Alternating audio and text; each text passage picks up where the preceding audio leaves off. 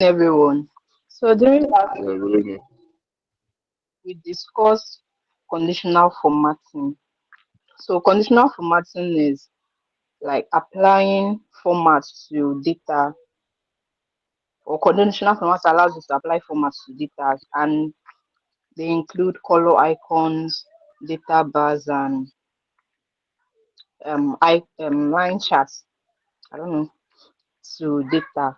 So the work of conditional formatting is to help us to highlight specific data, and we can identify trends or visualize our comparison on the Excel worksheet.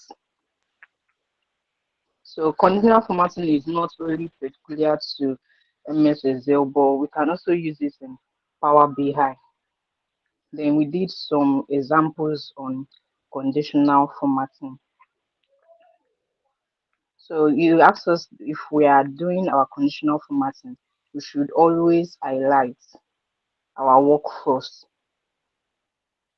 while before we can continue with the procedure. So the conditional formatting button can be found in our home page or home center in on the Excel interface. So when you go to home, then you see where it is there is conditional formatting. So when you click on it, Okay. we have different rules that are applicable, and these rules are data bars, color skills, and icon sets. So the first one on the color skills, sorry, I'm also checking for my system. Okay. So the first one on the color skills has this dark green, light green, yellow, orange, and red. So we discussed that the first one is indicates that the higher the number, the greener it is. Then the midpoint, which means neutral. So yellow means neutral. Then the second one you said is the reverse of the first one. So the lower the number, which is green, then the higher one is red.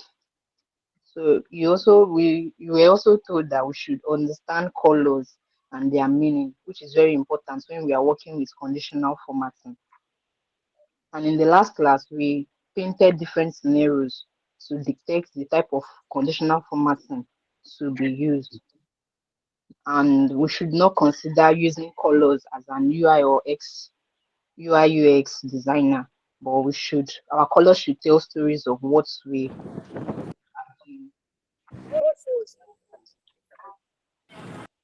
should when people see our work, they should be able to interpret from the color. So they will be able to detect the kind of story we are passing to them. Okay. So conditional formatting is used when we are analyzing data, not just when we are looking at it. And the last thing I learned is we can create our own rules while we are customizing our data. When doing our conditional formatting, which is we can do our own, customize our own rule. We can select the kind of color we want, and we can also use some certain formulas, which we said we would do in our next class because it's a complex section.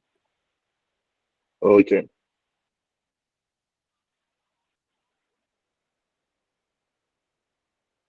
So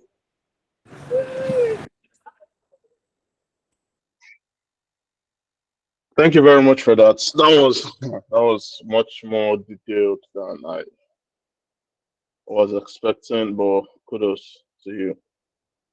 All right. Please, from this week, we're going to move at a faster pace. Good evening, Irene. So we're going to move very fast. Today we're kicking off with cell referencing, then we're going to functions and formulas. So now, has anybody heard what a cell reference is? We've used cell referencing, but you just don't know what it is. We've used it before. Yeah. Does anybody know what a cell reference is? Next cell. Lawal, yeah, your hand is up. We have two type of cell reference. We have the absolute and the Ooh, absolute, and I've forgotten the second one. But cell referencing is used when you're trying to refer to a particular cell, and it comprises of the colon and the row number. Okay, thank you very much. You're correct. Although we have actually have Absolute and three, relative. Yes. yeah, we have three types of reference in both. 7/10. Now, thank you very much. So, what is cell referencing? Cell referencing is a way to refer to a particular cell or a range of cells in Excel formulas or in Excel in general. In general, what do I mean by this? If we want to refer to, that basically means creating a connection, drawing information from one cell in another cell. That is cell referencing. What do I mean by that? In order for you to trigger the cell reference, use the equal to sign, right? This equal to sign. This equal to sign is what is used to trigger our functions, our formulas, our ranges, our cell reference, and everything. You have to start with this equal to sign. Very important. Now, let's say I want to reference Adobe here. What do I need to do? I'll say equal to, like she said, is a combination of the column name and the row number. So what is the column name of Adobe? Anyone? Doreen.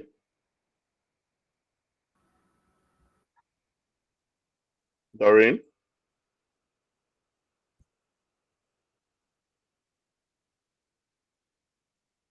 Doreen. Once, twice. Okay. Esther, your hand is also up. You're the second person on the queue. A2. A2. Okay. So what is the okay? So what is the column name? A2. No, the column name. A. Sorry, A. A. Okay. What is the row number? 2. 2. So immediately I press enter, we reference start Adobe. So whatever happens here in the source happens in the reference cell.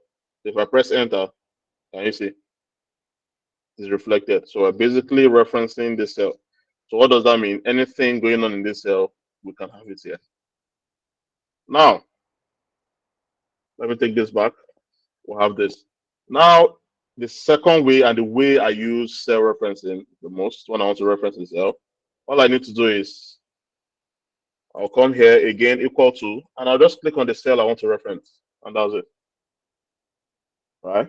And that's it. And I'll press enter. And we still have that Adobe here. So that is what cell referencing is.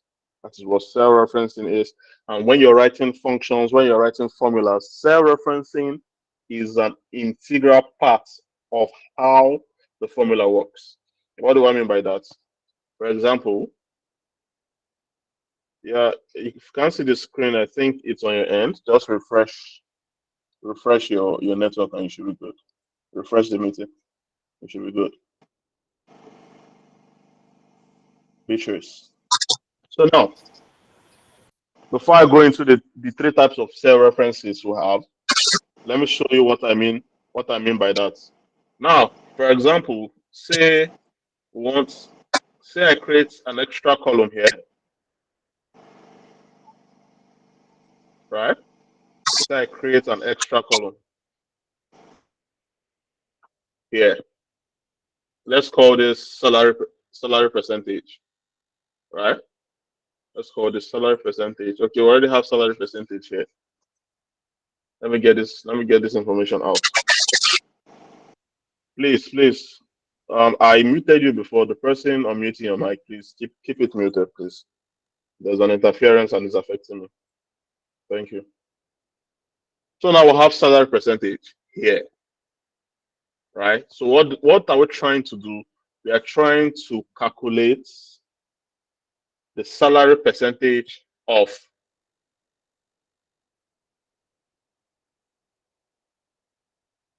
each and every person here as against the sum of everything.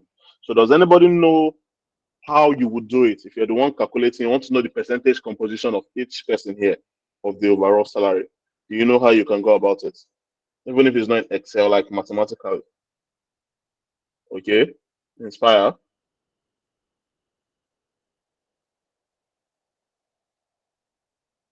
Inspire.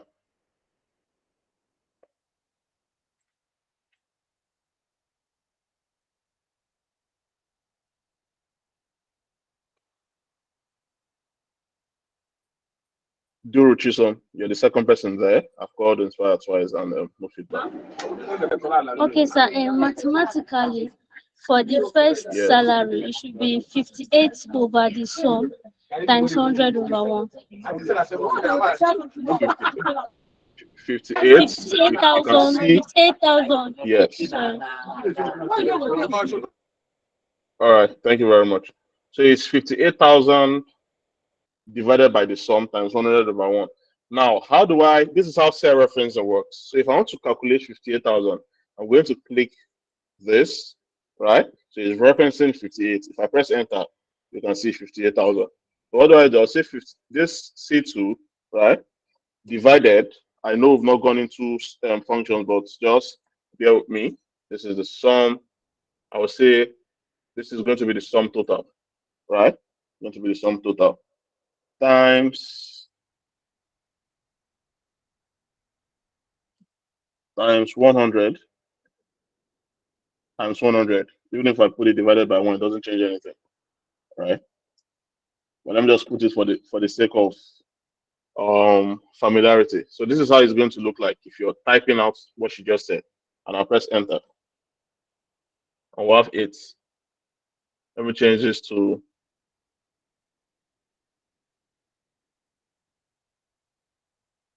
right.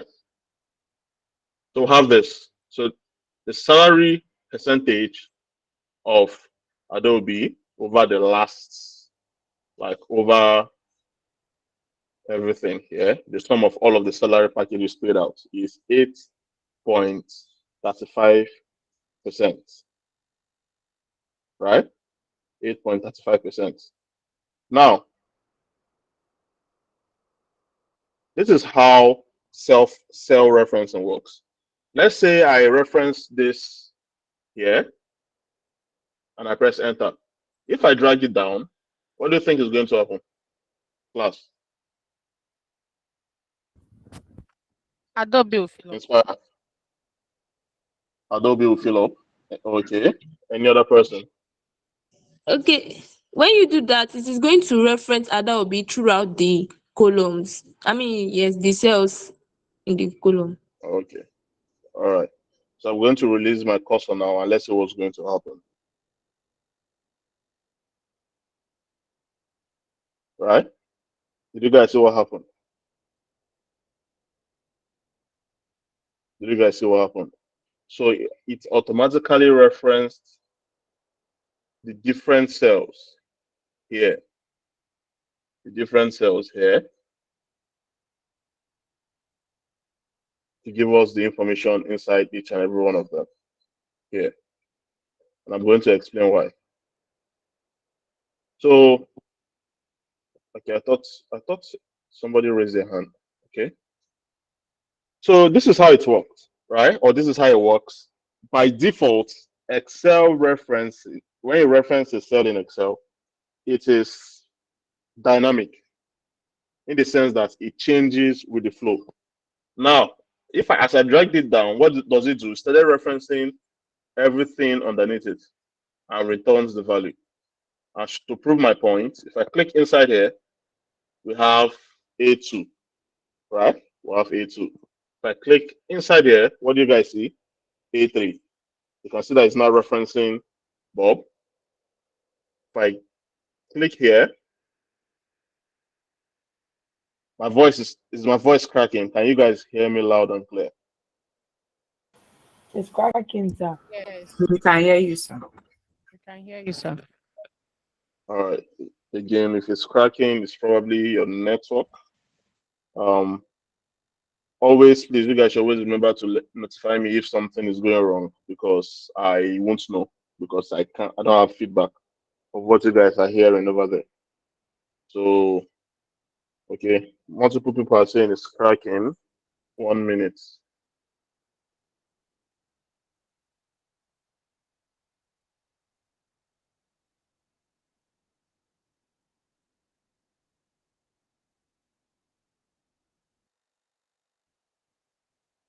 Is it better?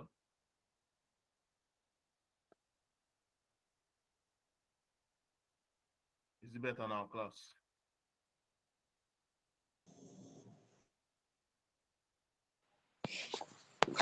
Please, the volume reduced. The volume reduced. Yes.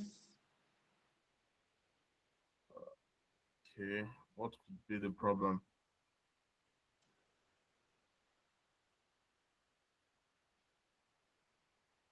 One minute. I can't increase the volume. Oh, it's the mic.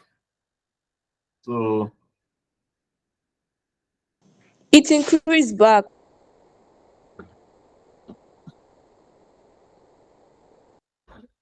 is it better now? Yes. Yes. Yes, It's sir. fine.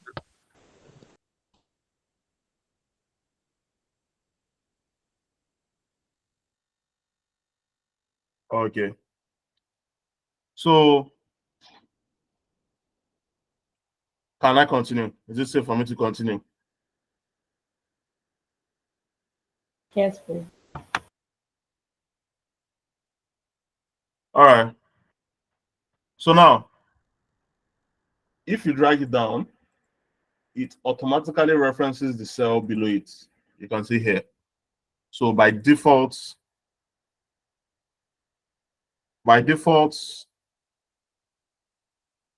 it changes, right? It changes by the direction of flow. Now, if you look here, if I were to drag this cell reference, if I were to drag it to the right, what do you think is going to happen?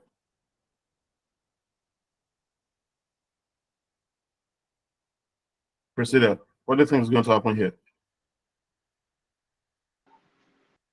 Um, the second column will be referenced. Like IT will be in second column. Can you see? Then again, if I drag it down, Yes. you can see, right?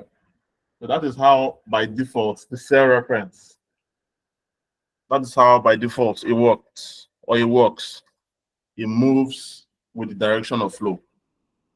There's a reason why I showed you guys that, because we're about to do something interesting here. So let's talk about the types of cell referencing. So we have three types of cell referencing. We have the relative, we have the absolute, and we have the mixed. Now let's talk about the relative, which I just showed you guys here. So this is the default mode. When you copy a formula from one cell to another, the cell reference adjusts automatically based on their relative position, right? Based on their relative position. It changes. This is how Excel formulas become dynamic due to the relativity of the referencing used, right, by default. So when you put something, you want to calculate something in the first row in a column, or you want to calculate it down. When you reference it and you drag the formula down, it automatically calculates everything underneath because of how relative the reference is. Now, we did this, right? We got 8.35 for the salary percentage. So let me drag this down. Let me drag this down.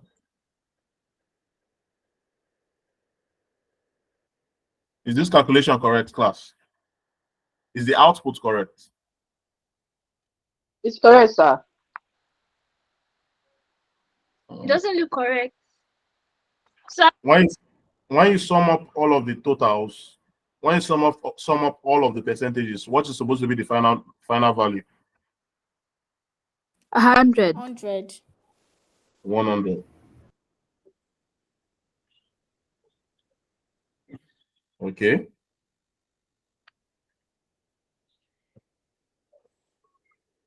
So let's try that.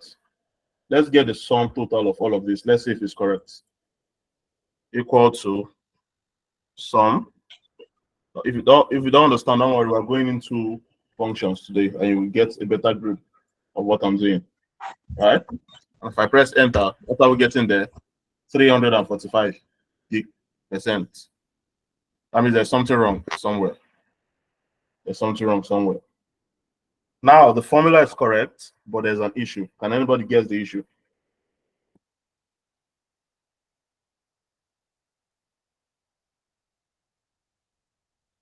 Rachel. Okay, in absolute referencing, you need to add $sign. That will reference the cell particularly. I think so. Okay. You said something about absolute referencing, cool. But which of these references do we make absolute and why? Because the two references, we have one here, we have one here. So which of those two references do we make absolute? The first one or the second one? And why? The second one, Why? from the it, so that it will reference the particular cell in other column. You're halfway there. You've gotten the what's, but you've not gotten the why. Right? You're right. We need to use an absolute reference, and we are supposed to reference that sum. But why do we need to reference it? Why not the first one?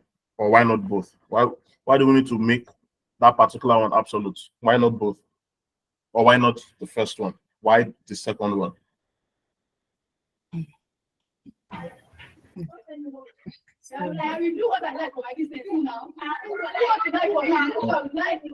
You tried. I'll give you 6.5 over 10. All right. So let's see who else can help. Heritage, can you help? Yeah, good evening. Why we Yeah, are referencing? Can you hear me? I can hear you. Carry on. Okay. Why we are referencing the sum? That is why we are adding the $sign to the sum part is because the summation of the column, the salary, will keep on adding from the next one. It won't pick from the first line. So to start from, instead of it starting from C2 for the next line, which is for Bob, it would start from the 55. Do you understand what I'm saying? Yeah, I do. Do you All understand? right. Yeah, so you're correct. Now, let me tell you why we need to make the sum absolutes in better words than she's correct, the person that just answered, but she didn't put it the way I wanted it, right? So now, look at this. If I were to come down to this second cell and I click on it, what do you guys notice?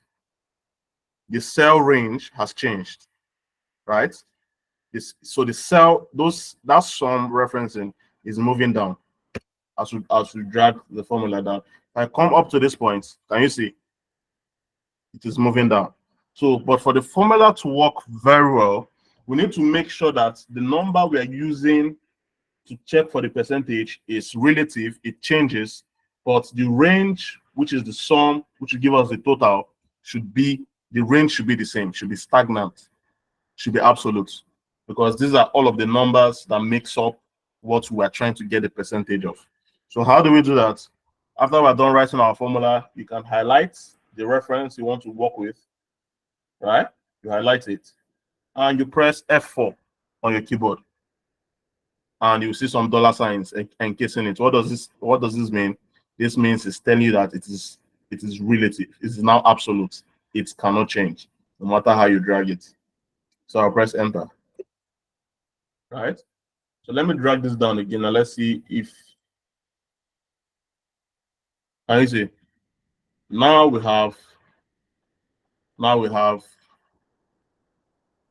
correct percentage of all of the salaries, right? If I click inside there, you will see that this C6 is moving, but the sum of the total salary package is still stagnant. For better clarity, if I were to come to this Adobe now, right? This is Adobe normal. If I drag it down here, you will see that it's giving us all of the names, right? But if I come here and I press my F4 and I press enter, if I drag it down, what do you think is going to happen, class?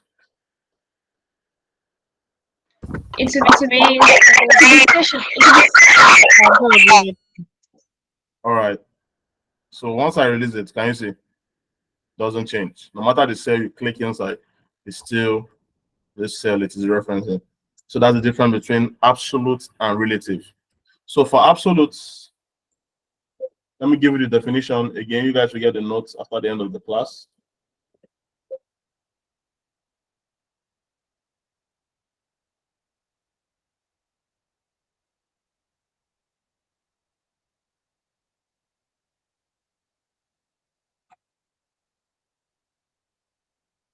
So let me tell you guys the definition of relative, the absolute. We've understood what the relative is. Now the absolute, like I just did here, absolute referencing keeps the cell reference fixed regardless of where you copy the formula. You use the dollar sign symbol before the column letter and row number to lock the reference in. It can be done manually by going there to manually type in the dollar sign, or you can use F4 to do it like I did. So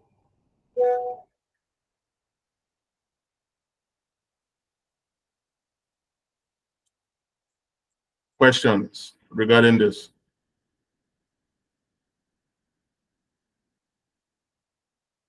Any question?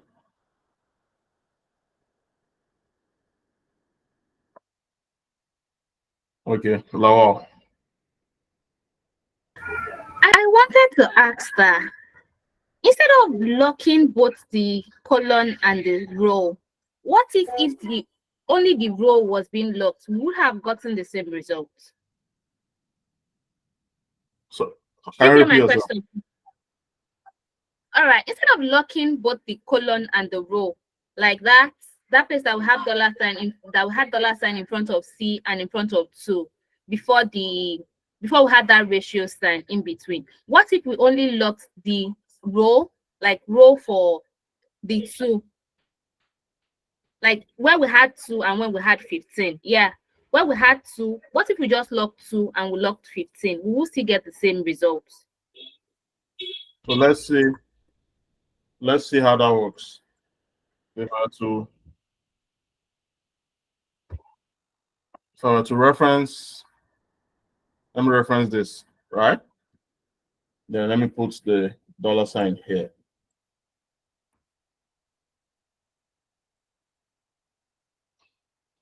Right?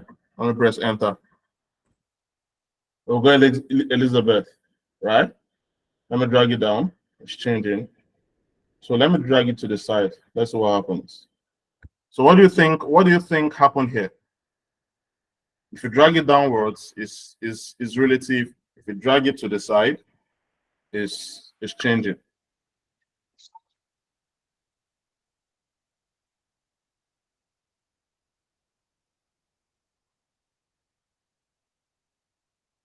Okay, Priscilla. What I think happened is that locked the you locked the column, but the rows, they are still dynamic, they still change.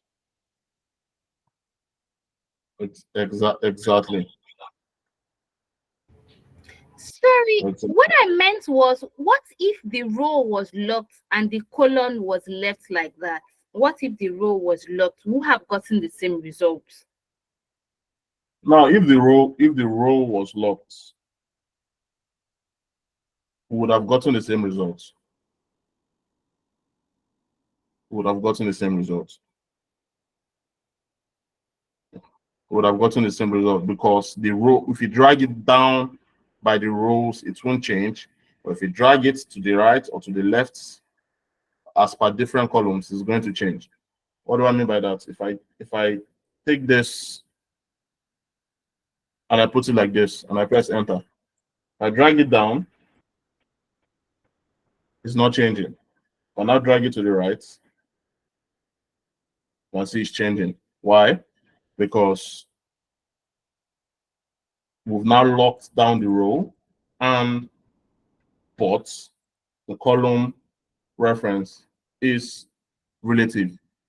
This leads us directly to the third type of cell reference, which is the mixed reference, right? So it's a combination of relative and absolute referencing. So you can either lock the column or the row, but not both. You understand? So that is how the three types of cell referencing works. So we have the absolute, we have the relative, and we have the mixed. We have the mixed. If you have any questions, you can ask now, please.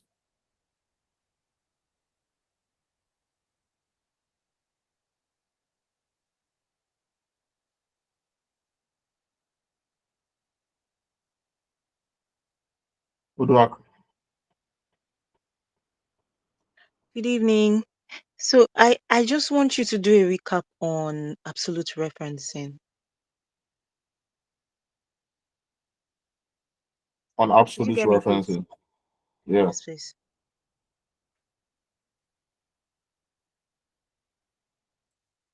So absolute referencing is the process of making the reference static, in the sense that we don't want it to change, because on average, like normally by default, the cell referencing in Excel is relative by default. What does that mean? When you put in anything or you reference any cell, depending on the direction of your feeling, the way you want to feel, if you drag it downwards, it's going to automatically select the cell underneath your actual reference cell, and it makes it. That's what makes Excel functions dynamic, in the sense that, like here, I only had to write one function, right? I only had to write one function, and all I needed to do was just drag it down, and it automatically calculated all of this. I didn't need to start writing the function over and over and over and over again, right? So that's one of the benefits of this absolute referencing, right?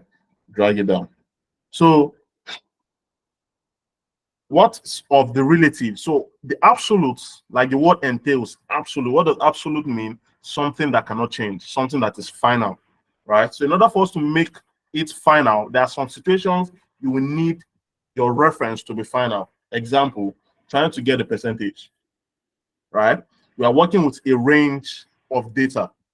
I want to find out each salary, the percentage of the overall. So we wanted the individual salaries to move, the reference to move, but the sum of the total, we don't want it to move, right? As I referenced it, we wanted it to be absolute. You understand? So that no matter how we drag it, it's still going to encapsulate the whole salary there. Then we had to use the F4 to lock it down so that it doesn't move, regardless of how we move our direction. You understand? So that a lot of scenarios where you need to lock down either the whole thing, which is absolute, or parts, either the row or the column aspect of your formula, of your cell reference. In that case, mixed. So do you have any question? Do you understand? Yes, I do. Thank you so much. All right. Chiamaka, your hand is also up as well. Hi, good evening. Yeah, good evening. Okay, sorry that I'm taking you back. I don't know if you can do a recap on a relative referencing. And also, I don't know, this sum, how do we get to the sum formula?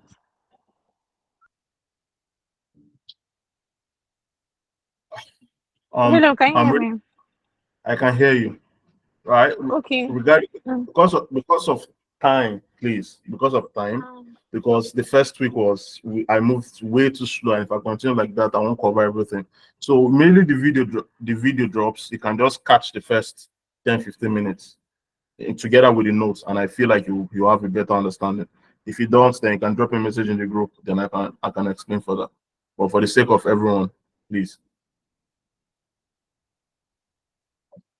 Thank you very much. So now we have this, right? But me personally, this is how I'll write this. I'll write it like this. I'll go equals to, I'll go this divided by sum of this. Please mute your mic, please. Right? This is what I want. Then I'll drag it down. All right? I'll drag it down.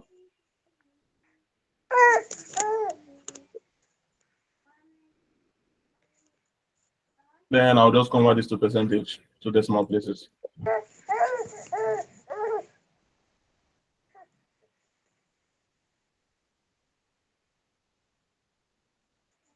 To decimal places equal to sum.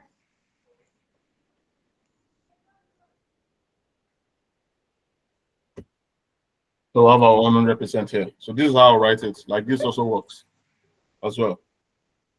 Right? I don't have to put multiply times 100 over 1. Like this also works. So now that we are clear on cell referencing, let's progress into what we have for today, and that is formulas, right? Functions and formulas. These functions and formulas will take us about 2 weeks because we'll be covering a lot of functions and formulas, right? So may I ask, can anybody or does anybody know what a function is and what a formula is and what differentiates the both of them?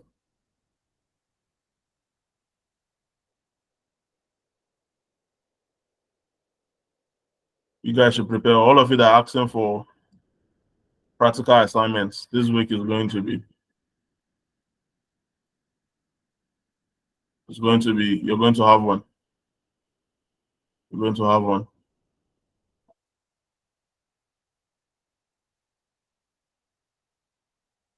So, okay.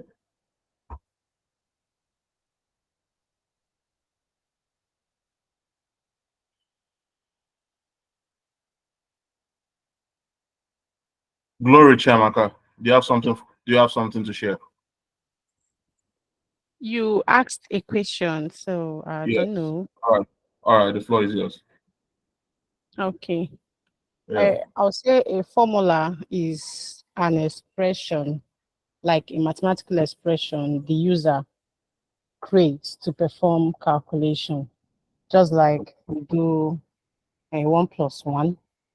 Then Okay. in Excel, we'll use the column and cell and the row to sum up, maybe A1 plus B1 if they are numerical. Then for function is a predefined formula in Excel, just like you used sum, average, and all those. Thank you. All right, thank you very much. Now she's correct in the sense that we have functions, we have formulas. There is just one difference between functions and formula. What is a formula? A formula is in Excel is an expression that calculates the value of a cell.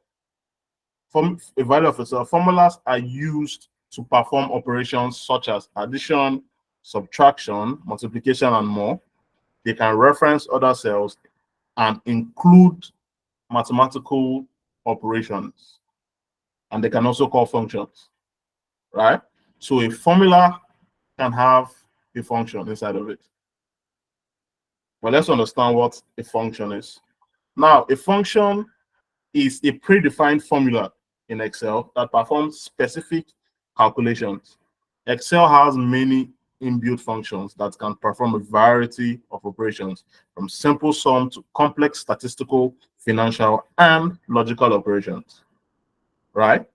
Now, let me tell you the difference between a function and a formula, right? Before we go into it. So a function is predefined. What do I mean by predefined? You call it, right? You call it. Example, if I wanted to get the total salary package paid out to our staffs this year, what do? I'll come here, I'll go equal to. Remember, use the equal to sign to call the function. Use the equal to sign to reference the cell, right? I'll go equal to. So what function do you think I will need to find the total of all of these salaries here? Sum. Sum. All right. So I'll go sum. Yeah, thank you very much. I'll go sum here. All right. I'll go sum. Then what is going to be my cell references? I want to highlight all of this. So you just hold down on your cursor and you just drag. See, you're done highlighting. Right? Then I'll press enter. So can you see we are paying out $694,999 a year. A year. This salary package, they do, let me change this to 46. So that I should just enter around figure.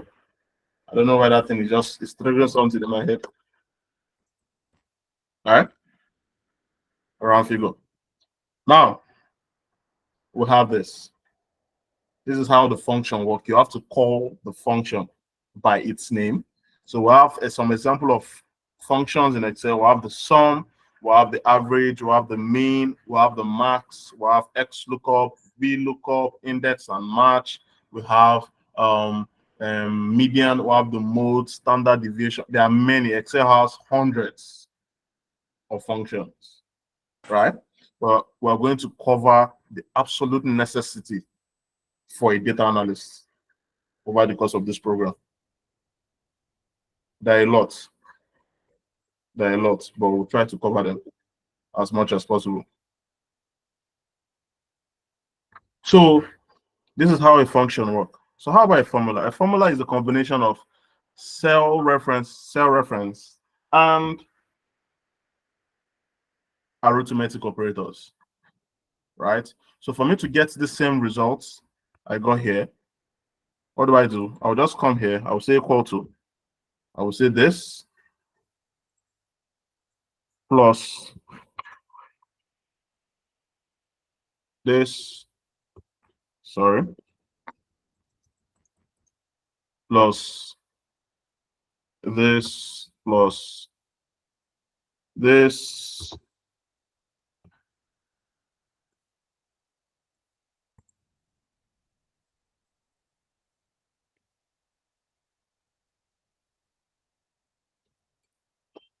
right? And if I press enter, I still got the same answer here. So this is a function. This is a formula, right? Now, like I told you guys earlier, I also said a formula can also have a function in it. What do I mean by that? If we take a look at formulas are usually more dynamic, they're usually more malleable, right? More complex than functions. Now, if I enter this thing here, you can see that I call the function sum in this formula. Can you guys see? Are we together, class? I called the function sum there. So you can use a combination of multiple functions together with operators and cell referencing in a formula. It doesn't matter to achieve the desired result. Are we together, class? Are we together? Yes. Yes. All right. Yes, we are together. So now you guys have understood the premise of what the function is, what the formula is, and what cell referencing are. Now we're going to cover aggregate functions, we'll cover text functions, date functions, we'll cover logical functions, logical operators, and the if statements. We'll cover lookup functions, statistical functions, right? So it's going to be a really packed couple of weeks. But let's kick off with aggregates. It's something you guys know, or you guys at least are familiar with, even though you don't know. So when I say aggregate, what do you guys understand by that word aggregate? To aggregate something, what does it mean?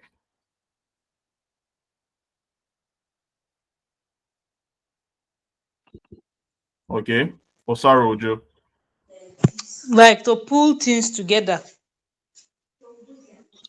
like Okay. some. Okay. You're kind of you're correct. You're correct. Thank you very much. Any other person willing to try?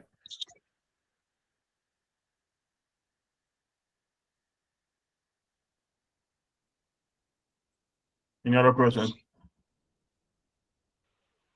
Aggregate means the putting together of several elements to form a whole. All right. So you both are correct. But let me give you guys the actual definition of aggregates, aggregate functions in Excel. So aggregate functions are used to perform in Excel, are used to perform calculations across a range of values and return a single result. These functions are essential for summarizing and analyzing large sets of data, right? So what do I mean by that? You can see here, in this function, like for example, sum, sorry about that. Sum is an aggregate function, right? Sum is an aggregate function. You can see that it took about 14 different numbers, right? Aggregated it into one using the sum criteria. So it added all of it and it gave us one value at the end of it. So that is what an aggregate function is. Are we together? Yes, sir. Yes, sir. Patience, Basi, your hand is up. Do you have a question or you wanted to contribute?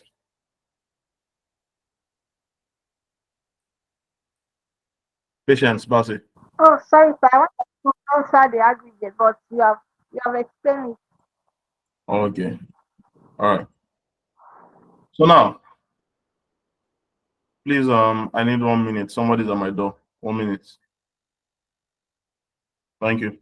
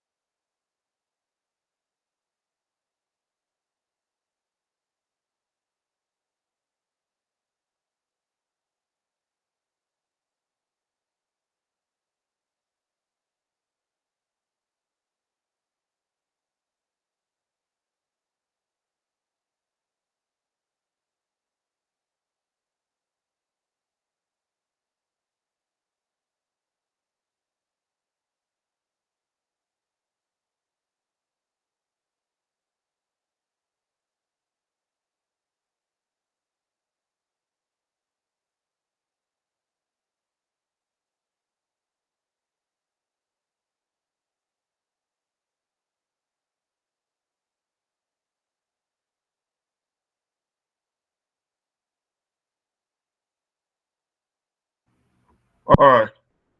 So sorry about that. So that is what an aggregate function is. Basically, taking together a group of number and aggregating it into a singular figure, right? Now there are a lot of aggregate functions, and I would love if you guys can tell me some, you know, like some examples of aggregate functions, you know. All right. So each person can tell us one. Okay, we're already in the chat. All right. So let's hear from Doreen. You have one to share. Okay, mean. Okay, mean is one. Mean is also a statistical function. Thank you very much. Inspire. Medium. Median or median. I said media rather. All right. Thank you very much. That's also a statistical function, but it also acts like an aggregate function. Glory.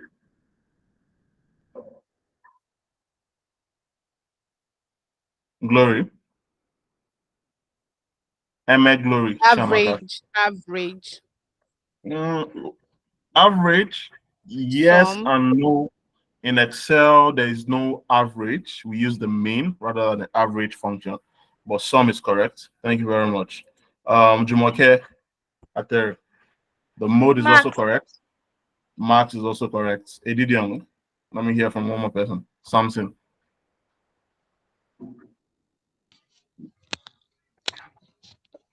Okay, sir. Can you hear me?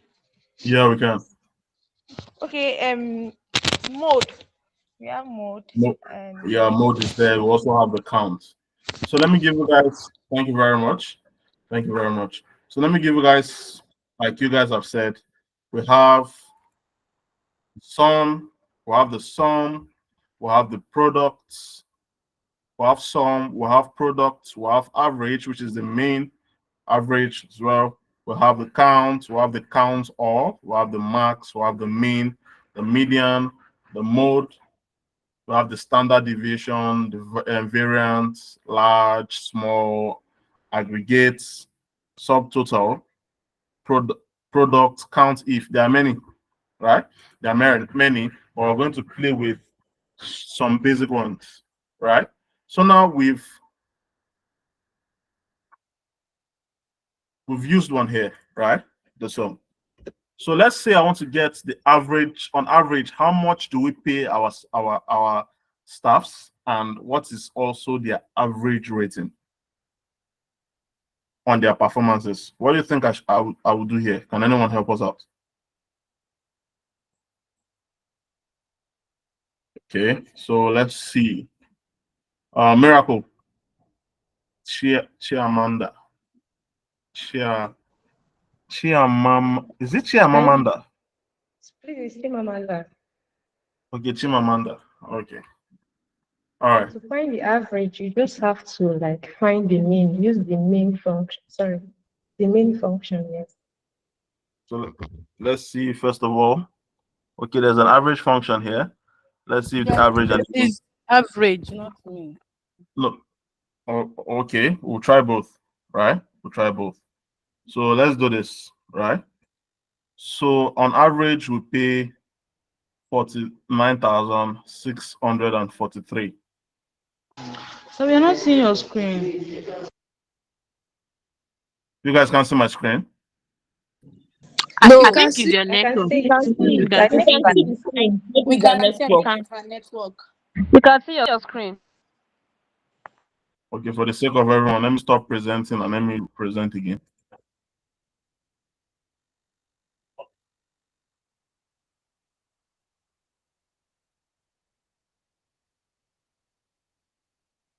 Can everybody see the screen now?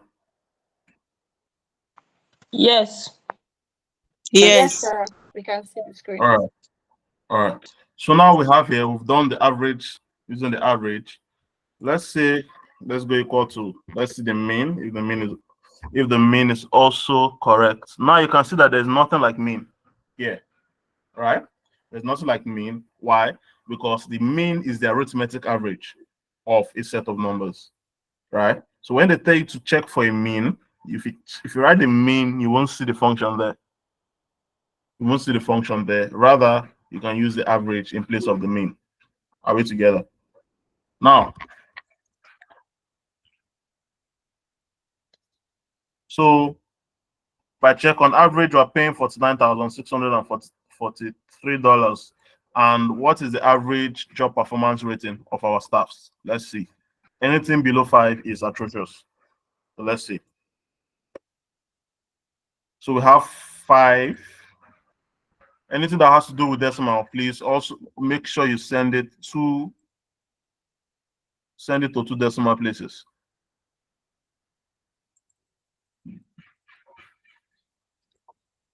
Perfect representation of. So we can see here that we are paying a total salary package of $695,000 every year, and on average, each person collects 49,643, right? But look at the average rating of 5.29. So is this a good thing? If you are to find out this information about your company, is this a good thing?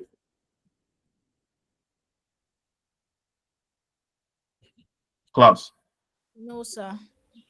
It's not. No, It's sir. this is literally No, average. sir. Yeah, this is literally average. No, So sir. if it was an actual analysis, maybe you're working as an HR analyst and you have the information, it's okay, fine. We need to find out the reason why the performances are this low. Start looking for data, to start performing a lot of like an in-depth analysis, right? what is making the staffs not performing, and what can we do about it. Do you understand? But looking at this, we've already gotten an overview, right? So I'm going to play with another function called the mean, min equals to min. So what do you think? What do you think that does? It gives the minimum value. Okay, please going forward. It If you want gives to the ask, smallest value.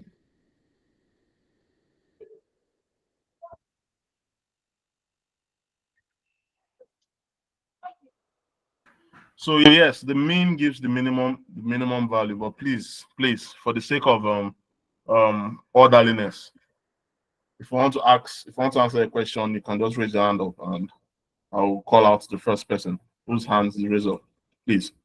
So the mean, we use the mean to check for the minimum value, right? Equal to, if I go equal to mean, I go equal to mean,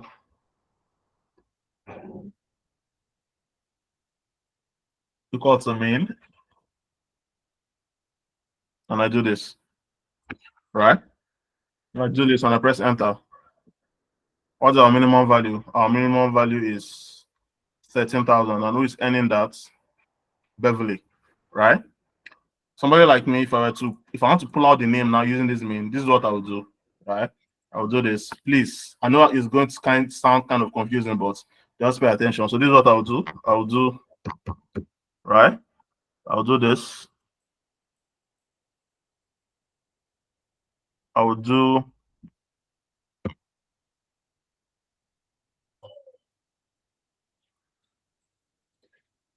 I'll do this, right? I'll do this. Comma, you don't want to look for it. I want to look for it.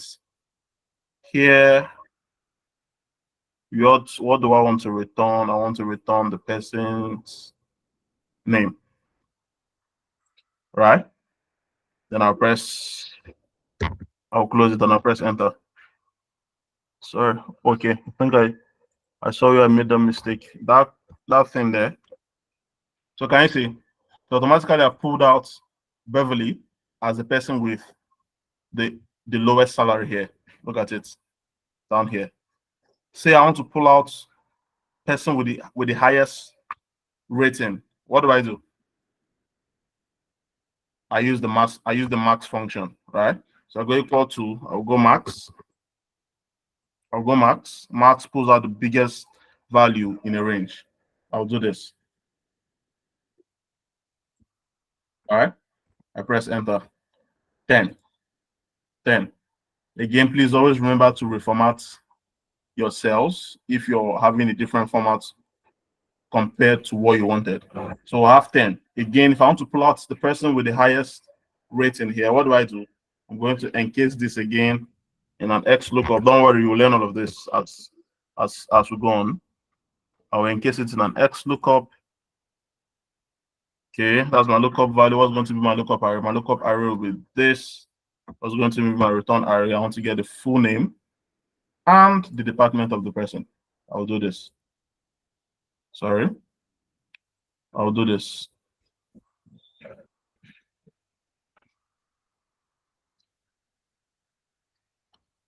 Right? I'll close and I'll press enter. And just like that, we've gotten the name and the department of the person with the highest rating. And let's confirm. We look at 10 is John from HR. Can you see? Well, let me change this back to Max for you guys.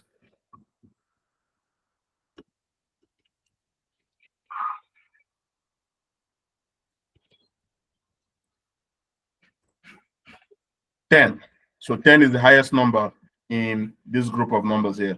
So do you guys have any questions?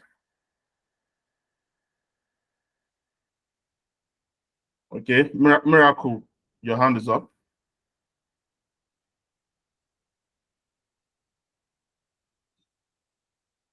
Miracle. Glory Chiamaka, you have a question. Yes, it's just this last one you did, X lookup. Is it same for, is it same thing with V lookup? Like, It's not the same. It's not the same. It's not the same thing with VLOOKUP. Now we'll get there. We'll get there. But I just wanted to show you guys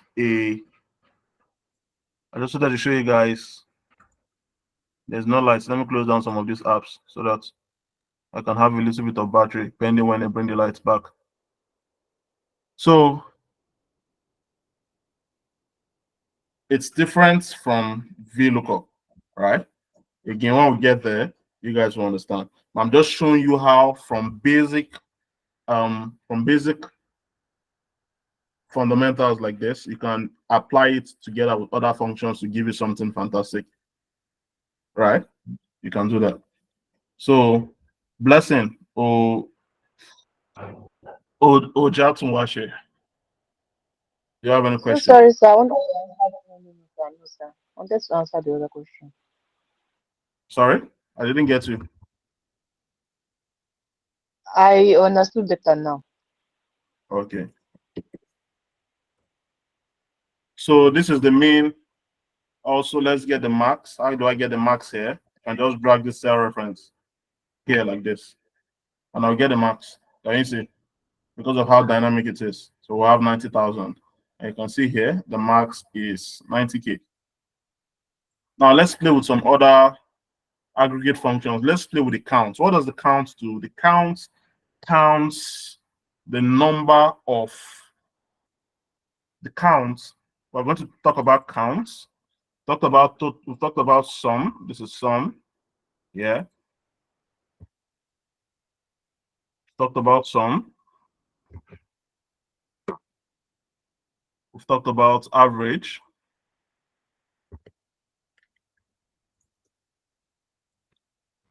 Talked about average. We've talked about mean.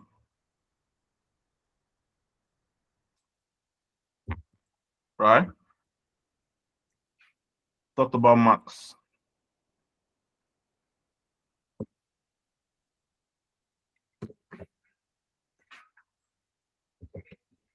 Now let's talk about a couple more aggregate functions before we go into date functions. Right? Before we go into date functions. So let me go to the second sheet. Yeah, sheet 2. So we have sheet 2 here. So we have score 1, score 2. Again, I'm going to insert a blank space here. So I will call this student. So I need 7 people to give me their names.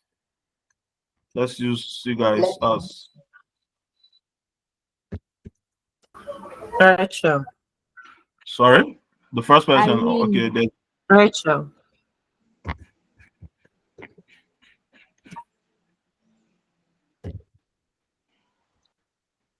Onel, we have Rachel. Cynthia. Deborah. Sabina. Irene. Cynthia. Precious.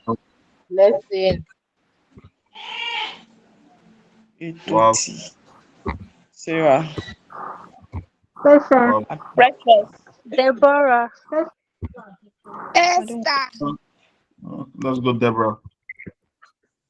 Kate. All right. Let's go, Deborah. All right. So thank you. Don't worry. We'll use a lot of examples as we proceed. There'll be loads of names.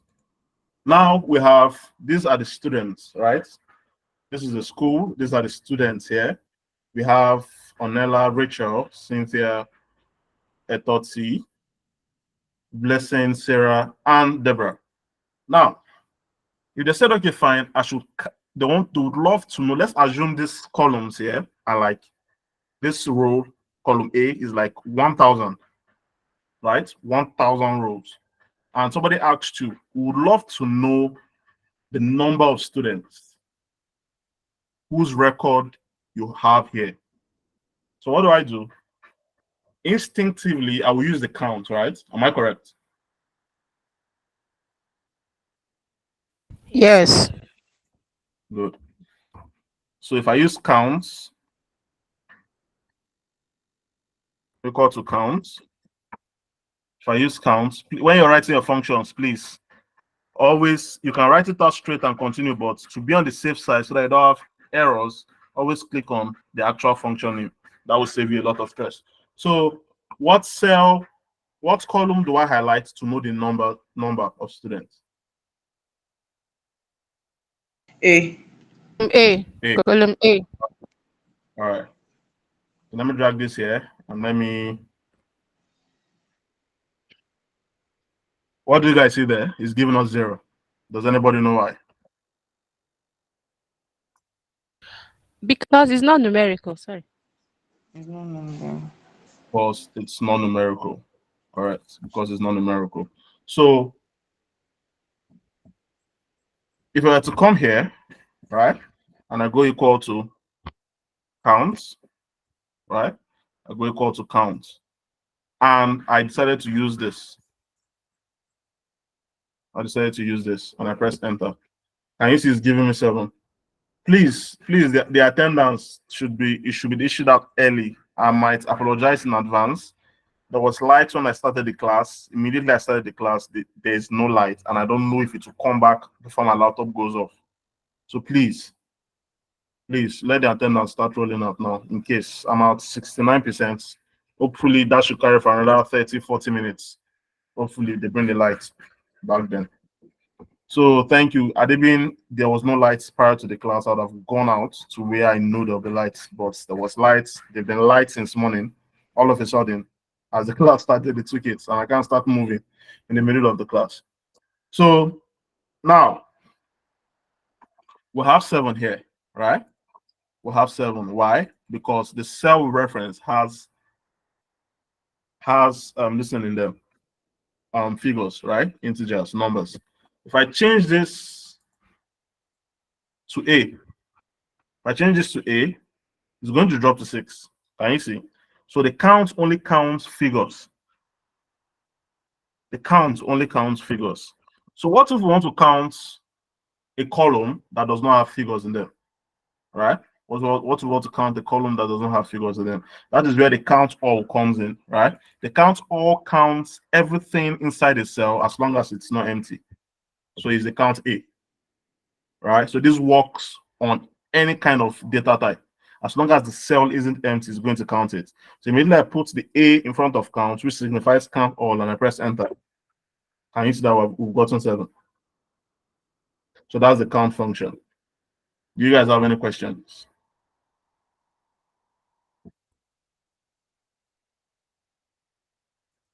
Questions?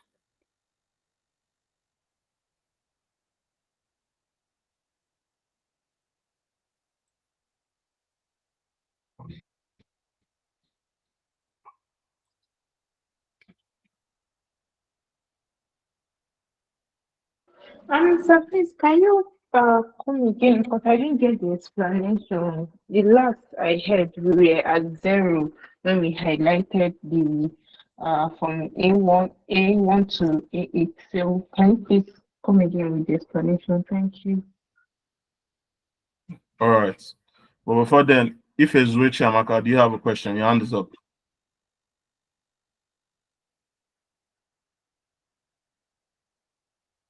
How about you, Cynthia? Your hand was also up. Do you have a question so that I can treat all of them at once?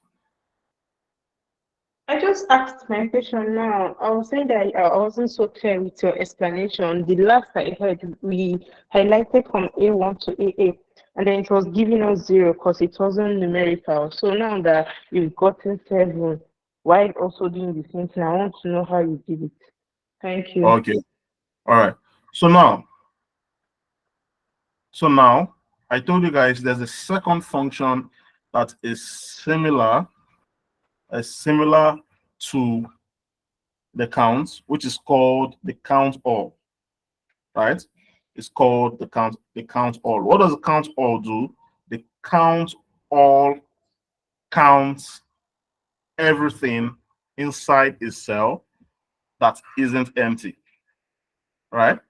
It counts everything inside a cell that isn't empty. So no matter the data type, as long as there's something inside the cells here, it's going to count it. The only way it doesn't count is when it's blank. Right? I press enter, it's going to drop to 6. Can you see? But even if there's as little as a dot here inside and I press enter, it's going to count it. So it doesn't matter, as long as there's something inside the cell, it's going to count. That's why it can work on data types that are not numbers as compared to the counts that only works on numbers. So now that's the difference. So what's the name of the function? The function is called the count A, right? The count A. Very important. So I've covered mean, I've covered mean, I've covered max, I've covered sum, I've covered average, I've covered count all, I've covered counts. So the final one I want to cover, there are more. You will see them with the note and their corresponding syntax. So the second one I want to cover is called a product, right? It's called a product. So what do you guys understand by products?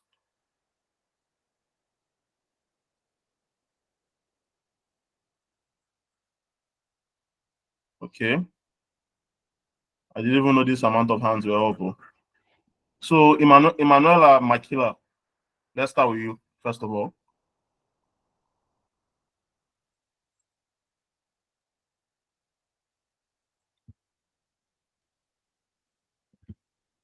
Your message is visible.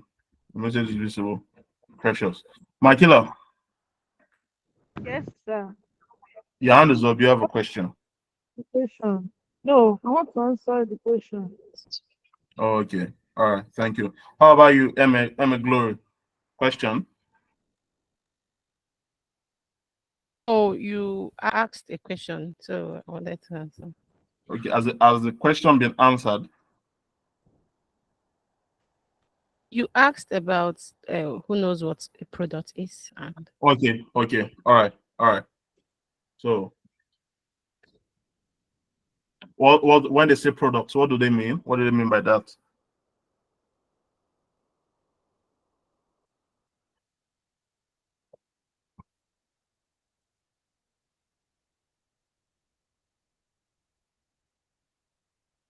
I thought she wanted to answer the question. is it still me? She's still on the call. Is No, it still me? the second person that, not Makila, the second person. Is it me? Me? Yeah, yeah. Okay. A product has to do with the results of multiplying a series of numbers or a range of numbers. Okay. That's what I understand product is. All right. So that's basically what product is. Multiplication, basically. But before I go into that, now I'll be shocked if most of you don't know, but there's slight differences. So for the arithmetic operators, right? For the arithmetic operators, we have this as sum, right? We have this as sum or addition. We have this as subtraction, right? We have this as multiplication, and we have this as division. Are we together? So the plus is the plus, the minus is the minus, multiplication is asterisk, and division is forward slash. So these are the four major arithmetic operators. For those of you that might have not used Excel before to perform any form of calculation. Are we together?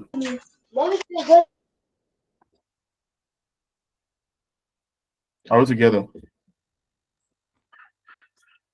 So, okay. Let's take a look at the queue one more time. So, Loveland, you have a question or a contribution or you wanted to answer something? Yeah, you received today's recording. Loveland. I wanted to answer the question, but you've concluded on it. The product Okay. question you asked it. All right. Thank you very much. So now, right, we're back here. We've left this. We've left the school. We've left we left the school. We've left the company. Now we are working as a sales analyst, right? And we're presented with this kind of data sets. And the owner of the business said, okay, fine, analyst Dan or analyst TEFEM ladies, I want to know some information. Number one, I want to know how many products we sell. Number one. Number two, I want to know the number of quantity we've sold. And number three, I would love to know how much revenue we generated from the sales. So I will need 3 persons to answer this question. So we'll kick off with the first one. So if I want to know how many products we sell, what do I use? I'm going to check the queue. It's first come, first serve, first in, first out, FIFO. That's the stacking technique. When you get to SQL, you're going to see it when you're working with database. The first in, first out. So Omolayo, Esther.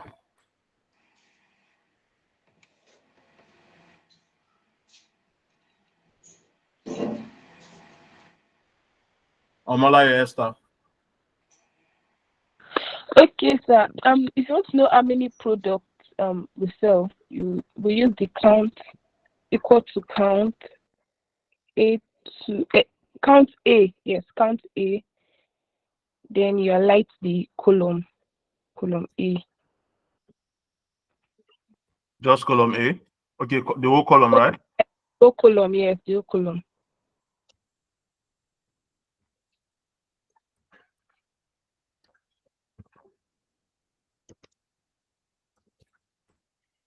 Right. So number of products sold. Yes, I'll come equal here. to count A. Yes, then highlight.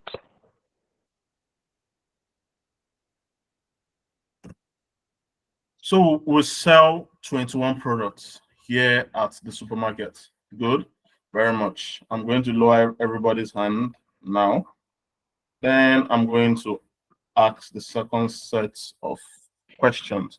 The second question I would love to know here, right?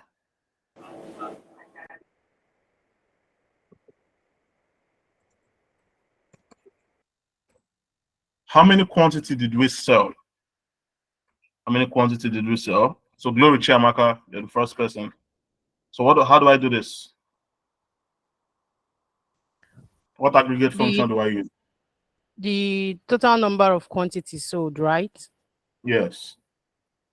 Okay, you do sum, equal sum, then you highlight column B.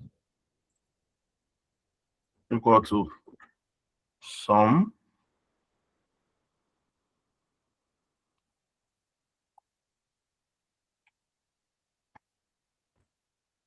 Right? You guys will get the data, don't worry.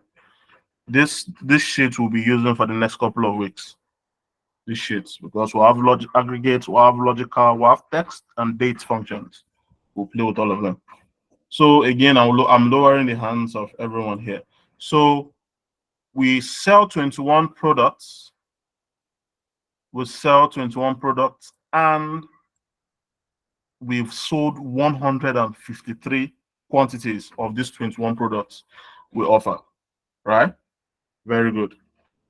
Very good. Can you guys hear me? Because somebody's complaining that she can't hear. So Yes. Yes. Maybe you should check her volume. We can hear yeah. you, sir. All We right. can hear you. Yeah. So now, right? Good. And I don't analyze data like this. So it's okay, fine. Good. So now, right? I want to know how much did we generate? This is going to be tricky. This is going to be tricky.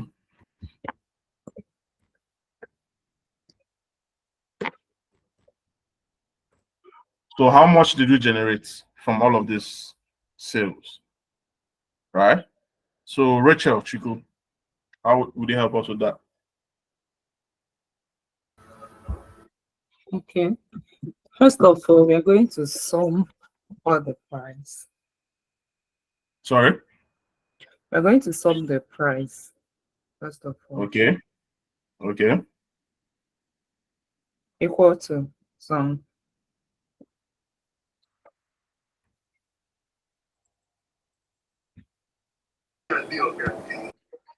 Can you hear me, sir? I'm with you. Some column C, the price.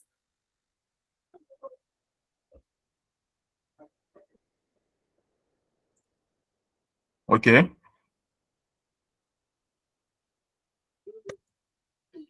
That's it. Yeah.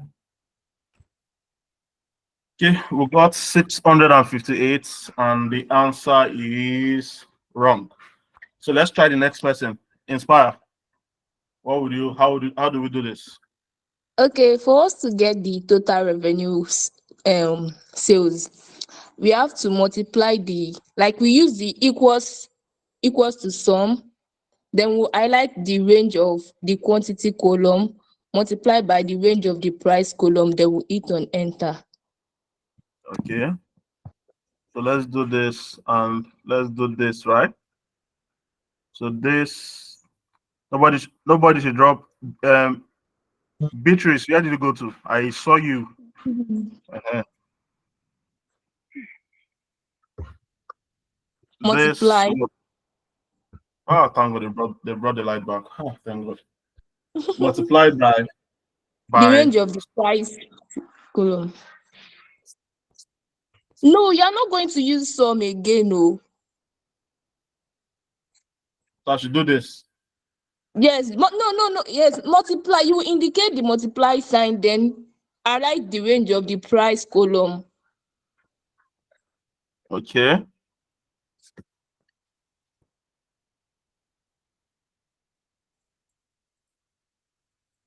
Sorry, let me cut this out first of all. Let me see what's going on here. Sorry. So let me paste this back here. Right. So this multiplied Yes, multiply by the range of the price column. by the range of the price column. Okay. So let's press on that. Let's see. So this is what we're getting, right? Is this correct? No, it is not. It is not. It's not All right. correct. So let's try the next person. Beatrice, where are you? Sorry, Beverly. Beverly, you are the third person. Okay, yeah. So you can either do it two ways. Let's try the first one and see. Okay. If you get the first one, someone else will try for the second. Okay. We can do equals to, Okay. then you highlight the price. 4 minutes. Equal to Yeah, the price. The price. Yeah. All of Like it. you have, yeah. Like this. Let's try. Okay. Multiplied by the quantity. Multiplied by the quantity. So let's see if this will work. Let's see if this will work. Nope, it doesn't work. Somebody else. Okay. Okay. Make an offer for my hands. So Omolayo Esther. There are two ways of doing it. She got that part correct, Beverly. There are two ways of doing it. I was thinking she would get one of them, but let's see. Omalayo Esther. Okay, sir. We are Yeah. going to multiply quantity by price, but when you are putting the formula, you make it absolute. Okay. Again, let me clean out all of this.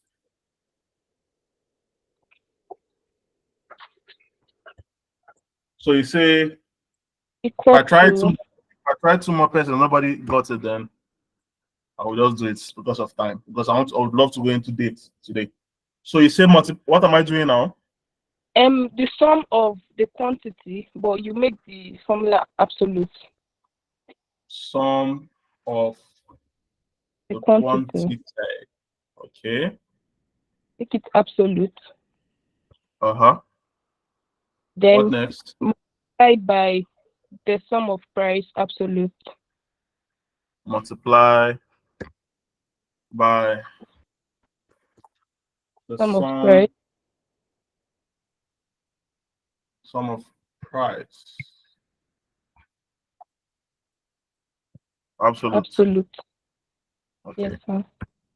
So we have 100,674. Is this incorrect, class? No, Wrong. You're also it's not not correct. correct. So go again. So let's try Blessing, then Johanna. If these two don't get it, then I will just we'll go into it. So Blessing, Udo. In a second chance. Okay, sorry. I feel we could have okay, let's have the sum equals to Okay. the sum of price, Okay. okay, close the bracket, Okay. okay, then we now have the multiplication sign, Okay. then we have the sum Okay. of the price, Price again. We've done price the before. first one was the quantity, then the second one is the price, yes, then close the bracket.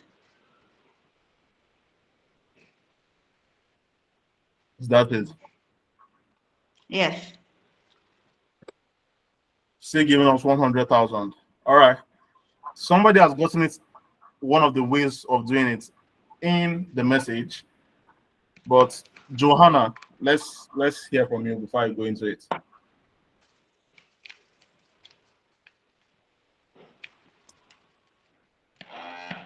Good evening, sir. Yeah, good evening. The the method I have is kind of long, but I feel the way that it's easier for me, I feel we will have to multiply like equals to the product of from the sales revenue. We have to do the product of the quantity price, product of Okay. the quantity and price of each of them. Right. Product, yes, the quantity and the price. Then can drop down. Then coming to Okay. this total revenue, we can now sum what we have in our sales revenue. That is the column D, sum of the column D. Perfect. Correct. This is one of the ways correct. And props to who somebody did this here. Somebody did this. Somebody did this. Is it Ritaj or Rita H? I asked for a second chance. They don't give me. Is it Ritaj talking? It's Rachel. Okay, Rachel. Okay. So the person that just answered now is correct, although the Ritaj person dropped it in the comment section some minutes ago, and kudos to both of you. Now, she is correct. She's also correct. There's still an easier way of doing this. Can anybody try? Okay. Where do I start from? Because I feel like some people's hands have been up and more have raised their hand up. Okay, Victoria Okafo.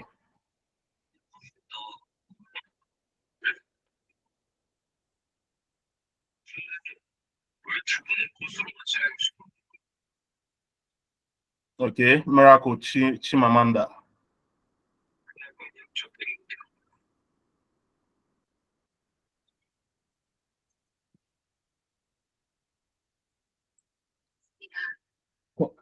Sarah, you want to try?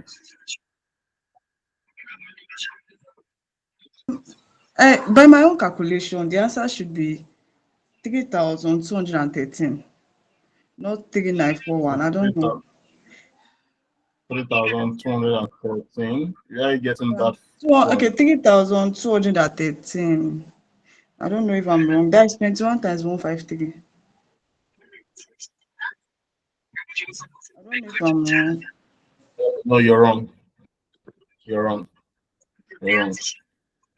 You're wrong. Okay. The retouch. Okay, we've reached the hand now. There's the second way of doing it. Can you help us out?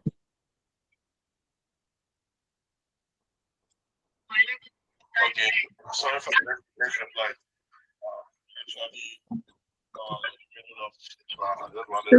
For Africa. Sorry, you.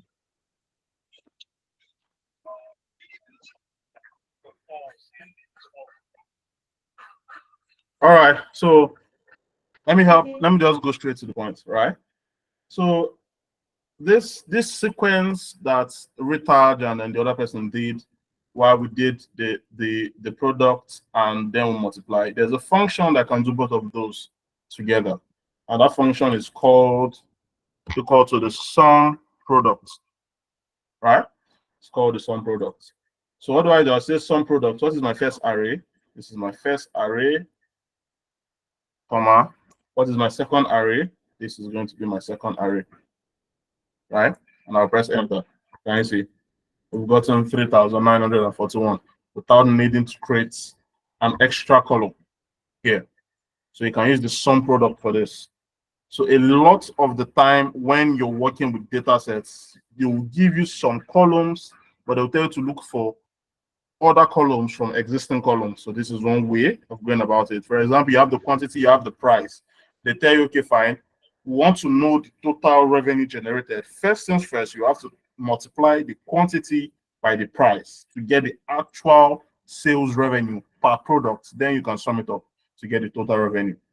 Because the prices here are different and the quantity here are different. So you can't sum up the quantity and the price and multiply them. It won't work. You understand? Because the prices are different. Had they been the prices were the same, you could have summed it up and multiplied by the total of this. But because of the prices are different, you don't know the exact way of getting the exact number. So you're going through this process of multiplying the quantity times price, then summing it up will give you the total sales revenue. Esther Paul, do you have a question? If you have a question, you can ask because we're about to go into date functions. Let's see if the 25 minutes will be enough.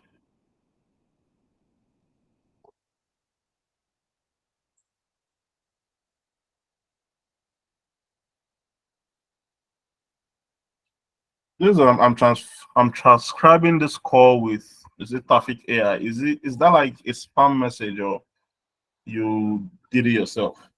Tactic.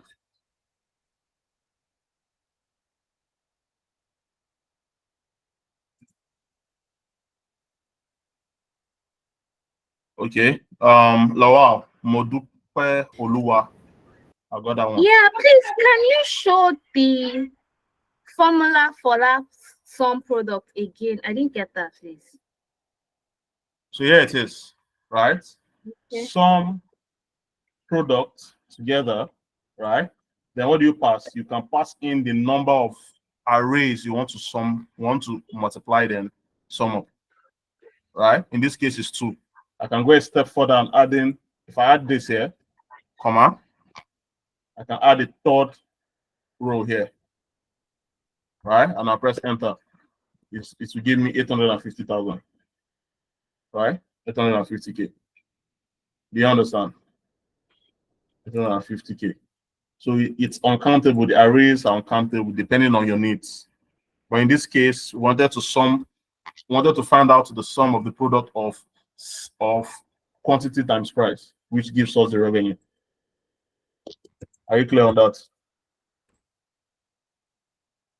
Are you clear on that? Yes, thank you. Yes. How do we know the price is a unit price? Because they didn't tell us revenue, it's price. Price is price, right? Sometimes we have unit price, sometimes we have sales price or sales revenue, most cases. But looking at this, this is like an inventory in the sense that we have the products, we have the quantity, and we have the price they go for. You understand? If Sometimes, right? Sometimes they can give you something like this. Let me delete this, right? Let me delete this. They'll give you something like this. Control Z. Okay, I'll have to first of all, let me on reference this here, so that in case I delete.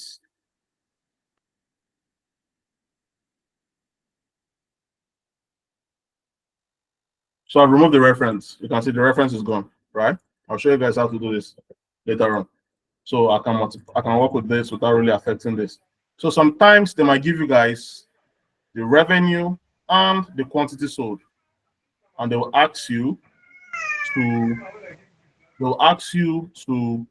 look for the unit price, right? So what would you guys do in this case?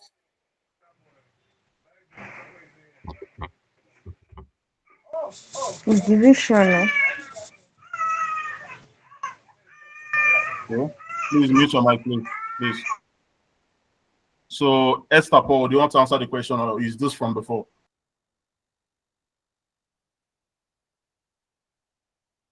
Deborah Chisholm.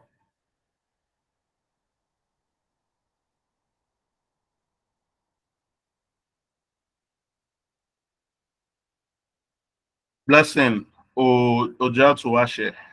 Blessing. You want to answer the All question? You right. want to help us? Together we have to do equals to Okay. the sales revenue Okay. I mean Okay. the sales revenue, um minus sorry, Okay. divided by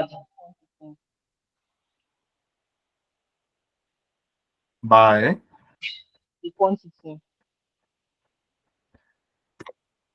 and you can see that we've gotten our price column back. Can you Write see? it down. So that's how it works. Sometimes you get some information, you have to get other information from existing information, right? From existing information.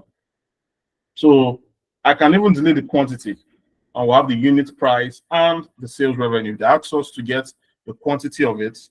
What do we do in that case? We'll have to divide the revenue by the unit price to get the sales quantity. If I come here, equal to this divided by this. You can see 10. Second one should be 5. Look at them, right? So you need to be able to think like a data analyst and be able to perform all these simple arithmetic operations if you want to be a decent data analyst. Now, let's move over to dates, right? Let's move over to dates. I'm going to zoom in. I don't know if there will be enough time, but that's what we can do. Then we'll continue from the next class. So let's move over to date functions. So we've covered aggregate functions. We've covered a lot today, actually. We've covered cell referencing, the different types of cell referencing. We've covered aggregate functions. We worked with about 7, maybe 8 or 9, 8, 7, 8 aggregate functions. Good. We've painted some scenarios where we mixed and matched different aggregate functions to get the output for our analysis. Right? There's more which I'll send to you. There's a list. If I'm to open my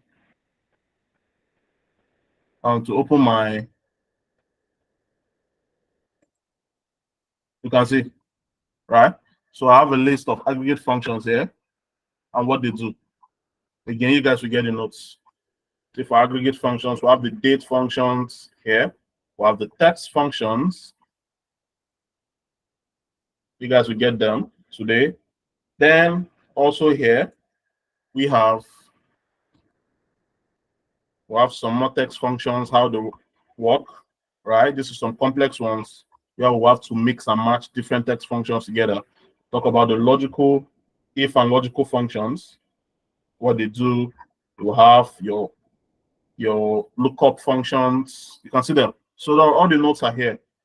All the notes are here. You guys will get them in due course as we progress. But let's talk about date functions. We've covered some. We've covered average. We've covered We didn't cover median, but we've covered the mean, we've covered the max, we've covered count, we've covered count all, count blank. You can try this out at home. Count the number of empty cells in a range. The sum if. You leave this one for now. Anything that has if in front of it, leave it for now. I would tell you when we'll start using it. Then we have the aggregates, which perform various aggregate calculations like average count. Also leave this as well, right? Leave this as well. So now let's talk about date functions. What are date functions? Date functions are functions in Excel you use to manipulate dates, right? You use to manipulate dates. And what are the different types? We have a plethora, there are many, but these are the key ones that we'll talk about, at least some today. So number one, we have the today, we have the now, we have the dates, we have the day, month, year, hour, minute, second, days, date, the work day, network days, right? There are many, and there are still many more. So let's start playing with them, right? Let's start playing with them. So now we have a date function here. We have a data set here, and we want to manipulate these date functions here. We want to pull out different.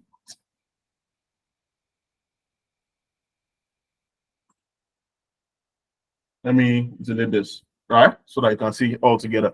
So this is the date function, right?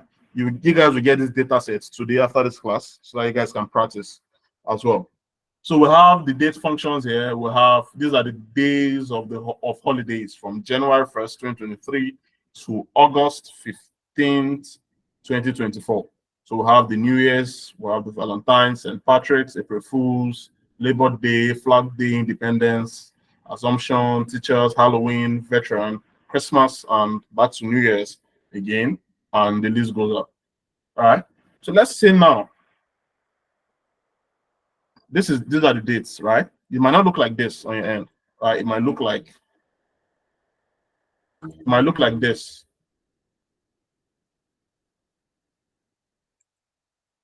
might look like this on your end, right? It doesn't really matter. Still going to work regardless. So now let's say I want to pull out the day, right? I want to get the actual day from this dates column. What do I use? I'm going to use the dates function. The day function, I'll go equals to day, right? Equals to day. And I'll just click this and I'll press enter. And it has pulled out the day. Then I'll drag it down, right? So successfully pulled out the day from the date function using the day function. Do you guys have any question here?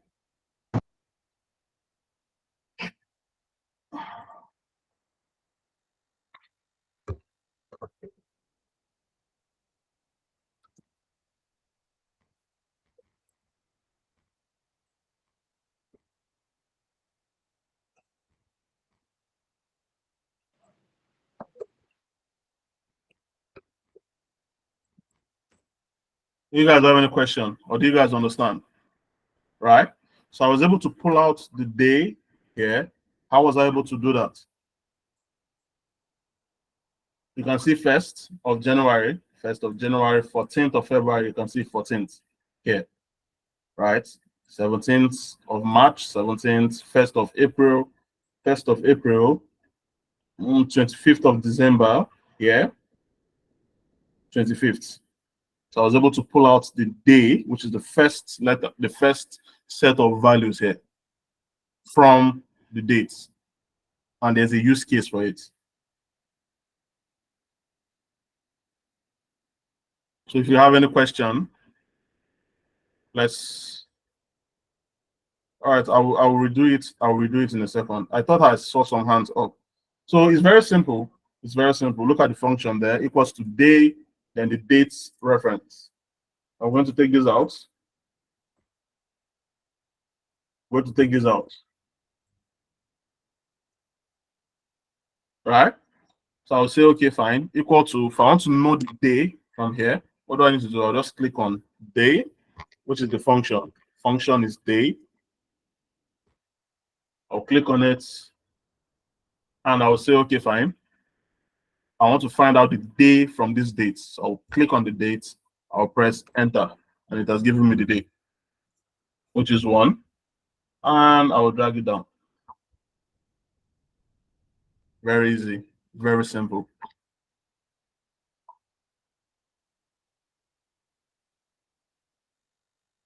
Are you all together? The class is too quiet. Yes, sir. Yes, we are with you. Yes, sir. Yes, We we're too. together, Yes, sir. that's because I understand. Yes, sir. Very straightforward, So, right? Very Yeah, it's straightforward. straightforward. Okay. What if now I want to pull out the year alone?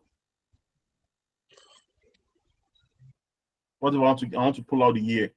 Let's say I want to perform a time series analysis, right? So I want to find out the growth of revenue of a company over the last 5 years, but I didn't get a year column. Rather, I got a date column. So I wanted to create another column that has the year in it, so that I can be able to use that to aggregate the revenue appropriately, to be able to ascertain if there's an increase or reduction in the growth of the company. Right? So how do I do that?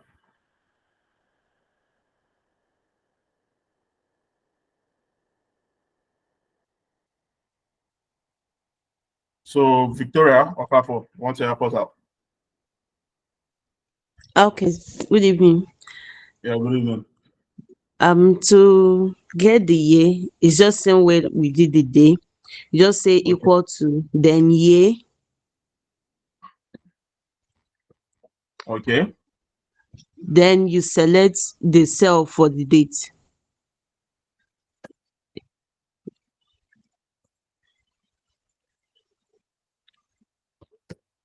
I see. Yeah. Yes, then you drag down. Drag it down. So let's assume these are the things we sold, right? For these years, and I want to find out. So let's say if I align these two things here and I insert it into like a chart. Okay. So I'm going to let me insert this into a table, right? Then let me come in on. I'm gonna try something.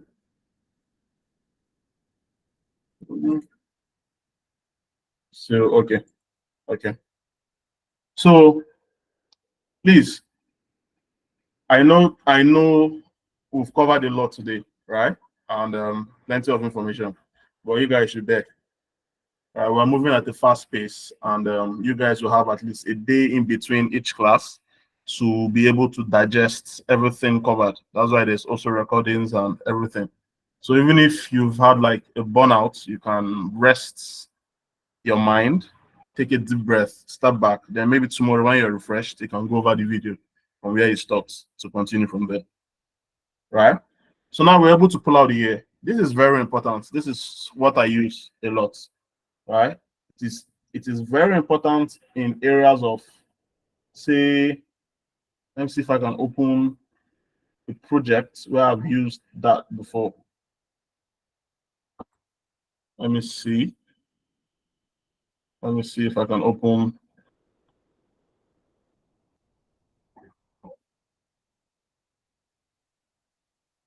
Let me see. Okay, I think I did something like that here. It's big. Pardon. You want to take a minute. So being able to play around with these date functions can open unlimited potential on how you can analyze your data, right? Especially when it comes to time series. They are to ask you, okay, fine, which day of the week do we make the most money, right? Or if they ask you which day of the week do we receive the most job offers? Maybe you want to perform an operational optimization analysis. Maybe you want to do that, and they give you a date column without the column to know the day of the week it falls under. It's now up to you to be able to pull out all of this information from the date column, and this is where the date functions come into place. For example, you can see here you can see here, we are able to ascertain the growth, right? We're able to ascertain the growth from 2013 to 2017. And you can see that it started slow, it started progressing, it peaked in 2016, then dipped a bit in 2017. How was this possible? This was because we were able to, where you can see here, right? We were able to pull out the years. And how were we able to pull out the years? If I go to the data, you will see the booking here, right? Here. The booking year, the booking year is here, right? But you can see that here I have to pull it out. I don't know if you guys can see it. Let me zoom in. I have to extract the booking year from the booking dates. Can you see? On the booking dates. That's one way it can be important. Though Excel in pivot tables, Excel is sensitive enough to automatically pull out and break down the dates into year, months, days, and like that. But sometimes there might be a need for you to do something like this. And being able to extract different points of your dates is absolutely important. Now, we've gotten the day, we've gotten the year. So what do you think we're going to do to extract the month?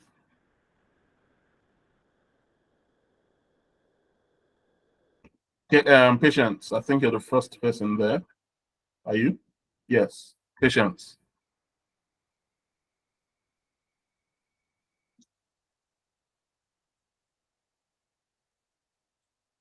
Okay, how about you, Rachel Chuku? Your hand is also up as well.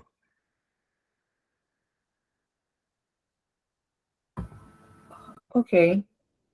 It's not now that I raised my hand though, but just the way we did the year, yeah, can do equal to month. Equal to month. Are you seeing why we are telling you guys to start with Excel? Right? Very, very user friendly. You're literally telling Excel, you're speaking English to Excel, and it's doing the magic for you. Right? That's why we tell you guys to start off with Excel. Now we've successfully extracted the day, the year, the year, and the month. Right? Fantastic. Now, let's say we got the numbers, we got the values. What if I want to get the actual name? Right? The actual name. So what do I do? Very simple. Right? I'll go equal to text. This one is a bonus. So we're not supposed to do this here, but I'm just going to show. This is the text, right? This is our value, comma. What are we trying to? 1 minute.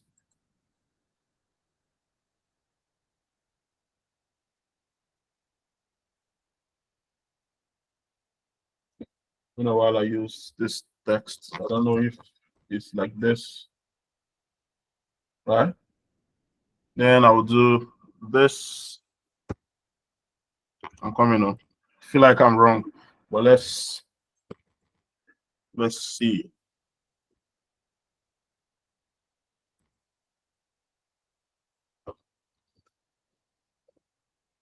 Okay, yeah, right. So you can see here we are able to pull out the actual day, right? This we're able to pull out the day. We'll come back to this. I'm just showing you an example.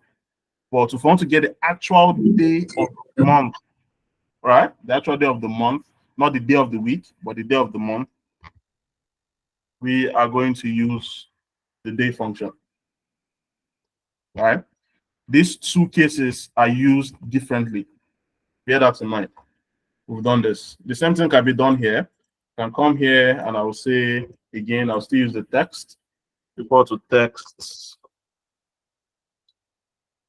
What is our value? This is our value. What do I want to pull out? This time around, I want to pull out the month. I'll go MMMM. I'll close this. I will close. I'll press enter. right? Now we've gotten the name. We've gotten the names of the month. That's January 1, February 2, March 3, April for May, June, July, all through December. Are we together? Right. So we've pulled out the day, we've pulled out the year, pulled out the month. Now, again, let me show you another way. I think we'll stop here for today. Let me show you another way of getting this three information at a stretch, right? There's a function called text to column, right? Called text to column. So I'm going to insert, let me insert 3, insert, right? So what do? I will highlight this. I'll highlight this. I will go to my data tab, right? I'll go to my data tab. I'll click on text to columns down here. I'll click on it. I will keep it as delimited. What are delimiters? Delimiters are separators, characters you use to separate each field in a sentence. It can range from space to commas to forward slash to any symbol that you use to separate characters in a field, right? That's what the delimiter is. I'll go to next. So now, class, what do you think will be my delimiter that I should use to separate this, right? I'm going to open the queue. I think some hands were up. I will lower everything and I will ask again. So raise it. Good. All right. So Edidion, what do you think will be the delimiter? Okay. Okay, sir. And the limiter will be the hyphen that is separating the 17 or the O1 or the O1 and 23. Just one hyphen. Okay. Thank you very much. So, yes. So we'll click on the order and then write it. Okay. All right. 1 minute. I think that hyphen is called tab, right? Mr. Efe, are you with us? I know you're with us.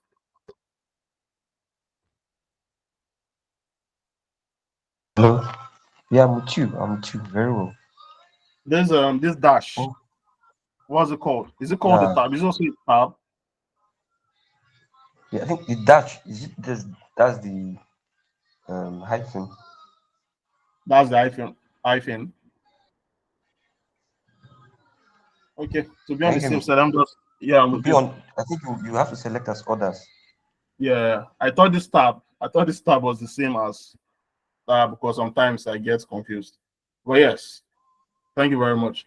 So you go to, if the delimiter is not here, because we have the tab, we have the semicolon, we have the comma, we have the space, right? If none of these delimiters is what is in the text you're trying to separate, then you can go to others and you can impute whatever the separator is, delimiter is. In this case, we have this. So I'll go to next. Right? So now everything, I want to leave it in general, right? Let's leave it in general for now. What's going to be my destination? My destination should be here, right? And I'll click finish. Can you see? So it has separated it into 3. That separated it into 3. So I will just quickly highlight this here. I think I chose the wrong format, and I'll change this to general. Can you see we've successfully split this into the day, the month, and the year without writing any function as regards what we did here. Do you guys have any question? Cynthia. Yes, great. Yeah, sir. Oh, this last explanation is very complex to understand. I'm trying to absorb it. The explanation is very Don't worry. Again, I'm just showing you guys because when it comes to data analysis, there's always more than one way to get something done, right? So I'm just showing you guys another way of doing this. We'll use this multiple times. especially when we get to text. When we get to text functions, when we try to join or try to extract maybe the first name, the middle name, and the last name using a combination of different functions together, which will be complex. You guys, if you guys are complaining that your head is heavy now, then I wonder how you guys complain on Friday, because it's really complex. That one is kind of complex. It's a problem from my experience, but we are together and I know we'll overcome it. Right? No need to fear. So what I just did here, I'm just giving you guys an example, and I'm also trying to let you guys that there are multiple ways of attaining the same results. Right? We've done it using functions here, and we also did it using the text to column as well. So don't worry, regarding this text to column function, I will take my time. I will explain to you how it works, how you can use it to clean data. It's very useful when it comes to data cleaning. It's very useful when it comes to data cleaning. So just keep your mind at ease. Okay? Rachel Chuku, your hand is up. You have any question? So please, can you go again? This method to use them. Oh, just like I said, just leave this, right? I will take my time during one of these classes. I will explain it in detail how it works, all the functions. I was just trying to show you guys another way of getting something done. Because going forward, if you noticed, when we did the sum products and we did the products then sum, I did it two ways. So everything we'll do, if there's an alternative way of doing it, I will show you guys. So that you guys will have multiple options of attaining the same results. Is good for versatility, right? So I just showed you guys this. You guys should relax. I will explain it further, maybe next class or when I will use it again, because I will definitely use it before the weekend. Between now and Sunday, I will use this text to column function again. So you guys will have a better grip of how it works. Are we together?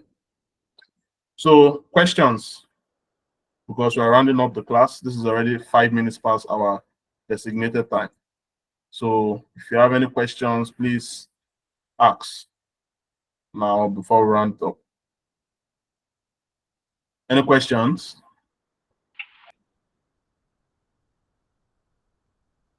Okay, Chiamaka.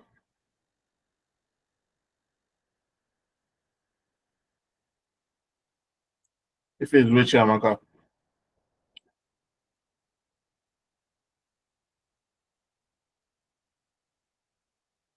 Sing attire.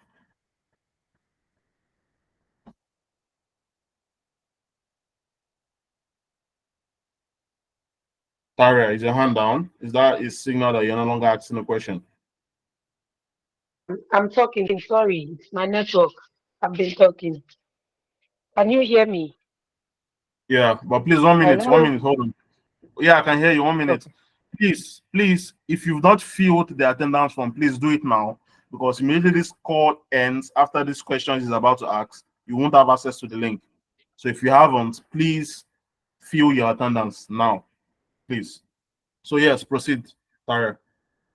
Okay, I'm sorry to drag you back, but my question is not really on this. It's actually on the assignment. I've been a bit busy, so I just noticed it. So I wanted to ask, where can we, or where, on what platform are we submitting? I Hello? think directives have been dropped in the group on how to submit the assignments, right? I think directive. So just go through the announcements page. You will see directions on how to submit the assignments for the ease of everyone, right? Okay, that's one. Then two, is there a possibility that the deadline can be postponed a bit? No, because by that deadline, a second assignment is dropping. You understand? On Friday, a second assignment is dropping. So, from if you don't meet up, you're going to actually it's going to compile, and it's going to be more. And trust me, the next assignment that is coming is not going to be easy. I'm not trying to scare you guys, but it's going to probe you guys to think outside the box, to make you to stretch your brain, you start developing this problem solving mindset. You understand? You will see the assignments, and I know some of you will help. You understand? So we are Okay, together. no problem. Yeah. So is that all? Thank you. Yes, All that's right. all. Thank you. All right. So Joanna Miller, your question. Sorry, Sal. It's just because you mentioned this assignment something I wanted to ask.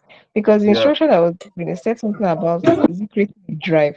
And I was asking the drive we're creating, is it like creating a folder in the Google Drive itself and then putting everything under that folder? Yes, you create a Okay. folder. You call it assignment. So every assignment you do, you name it appropriately. You submit it. You send a link. There will be a form for you guys to submit the links to that folder so that we can easily access the folder, check the assignment, and if possible, drop remarks. All You right. understand? Thank you. Thank Yeah, you, sir. yeah. Any other question? Okay. Oh God. Okay. I thought we were done, but Glory. So I wanted to ask, from what the last person now asked, should we set the access to commenter, be just viewer, Mm, the You link? can you can set If you it. guys will comment. You can probably set it to just give us the maximum access, right? But just to only not your whole drive, Just that just that folder. folder, yes, that Mm. has access to your assignment, so we can maybe manipulate, work on it. If there's something we can change, we can be able to access it. So just for um safety concerns, just give us full access, right? So it's just going to be me that will have access to it, and you, the owner.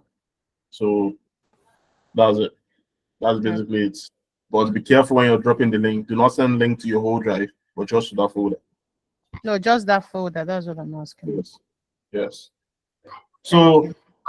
yeah, this is 10 minutes past 7, and to be fair, I'm kind of exhausted as well. So thank you I guys have a very much. question. I have a question. Well, you don't raise your hand now. I thought My we were done. hand has been raised. It has been there since. What's your name, please? Onyinye, Rachel, sorry. Rachel. I don't know. I've called Rachel multiple times now. No, I didn't get any feedback from you. But okay. No, I did not hear it. It's the assignment. So